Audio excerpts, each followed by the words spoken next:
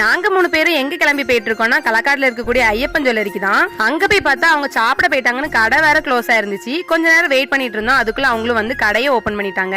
என்ன விஷயமா வந்தோம்னா என் தங்கச்சி கொலுசு ஒரு மாசத்துக்கு முன்னாடி அத்து போயிட்டு அதை எக்ஸ்சேஞ்ச் பண்ணிட்டு புது கொலுசு வாங்கலான்னு தான் வந்திருக்கோம். வந்ததுமே அவளுக்கு என்ன மாதிரியான மாடல்லாம் வேணுமோ அதை சொன்னா அவங்களும் எடுத்து போட்டாங்க. நிறைய கலெக்ஷன்ஸ் பார்த்ததுனால நம்மளும் கொஞ்சம் கன்ஃபியூஸ் ஆயிட்டா.